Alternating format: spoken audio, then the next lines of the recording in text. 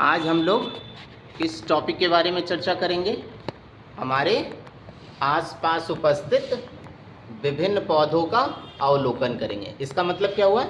आपके परिवेश में कौन कौन से पौधे हैं, उनके नाम, उनकी पत्तियां कैसी होती है, उनके तने कैसे होते हैं, फूल कैसे होते हैं और क्या क्या विशेषताएं होती हैं। तो आप स्टार्टिंग से चलते हैं। क्रम संख्या हम 9 पौधों का अध्ययन करेंगे। कितने पौधों का अध्ययन करेंगे? 9। उसमें से पहला है स्थानीय नाम, फिर दूसरा क्या है? तना, फिर तीसरा क्या है? पत्तियां, पत्तियों की आकृति या अभिविन्यास, और चौथा क्या है? फूल, और पांचवा क्या है? अन्य कोई विशेषताएं। ठीक है, पहला लेके चलते हैं सामान्य घास। सामान्य घास का तना कैसे होता है? कोमल और पतला। पत्तियां कैसी होती है? तने के विभिन्न बिंदुओं से एकांतर रूप में पत्तियां निकलती हैं। याद रहेगा, एकांतर रूप से पत्तियां निकलती हैं। इसके फूल कैसे होते हैं? छोटे, हरे।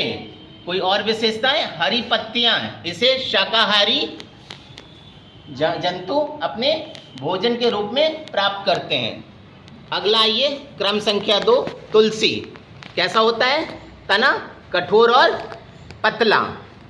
इनकी पत्तियां कैसी होती है? एक दूसरे के सम्मुख में व्यवस्थित होती है। दोनों क्या होता है? पेयर के रूप में, जोड़ी के रूप में व्यवस्थित होती है। फूल कैसा होता है बच्चों? गुलाबी, बैंगनी। कोई और विशेषताएं? भाई आपको पता है तुलसी क्या होता है? सुगंधित पौधा होता है। उसको चाय में भी डाल करके आप बना करके पीते हैं, और ऐसे भी पानी में डाल करके अगर खांसी हो जाए तो पीते हैं। तो पूजा के रूप में भी और औषधि के रूप में भी इसे हम प्रयोग करते हैं। तीसरा क्या है बेटा? गुड़हल। ठीक है, तना कैसा है? कठोर। इसकी पत्तियां कैसी है? बहुत इतनी बड़ी पत्तियां होती है, चौड़ी पत्तियां होती है। एकांतर ऐसे होती है, एकांतर। फिर क्या है तुम्हारा? फूल कैसा है इसमें? लाल गुलाबी। हाँ, और क्या क्या यूज कर सकते हैं? सजावटी पौधा और पूजा के रूप में। चौथा आ जाइए, नीम। नीम की आप तने देखेंगे आप तो ये कठोर और मोटा होता है। इनकी पत्तियां संयुक्त होती है, आपस में चिपकी हुई होती हैं, छोटे छोटे समूह में। इनमें फूल कैसा होता है? छोटे सफ़ेद फूल।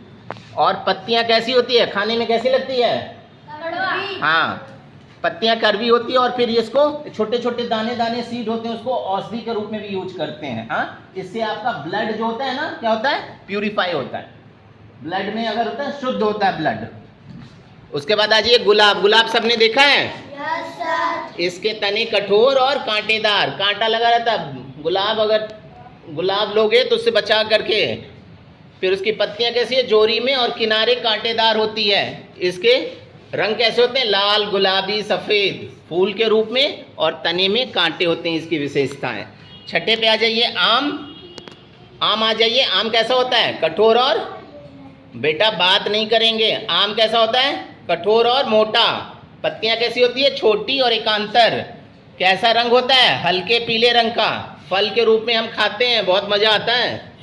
फिर सरसों। सरसों आ जाइए। सरसों कैसा होता है? इसका तना कोमल और पतला।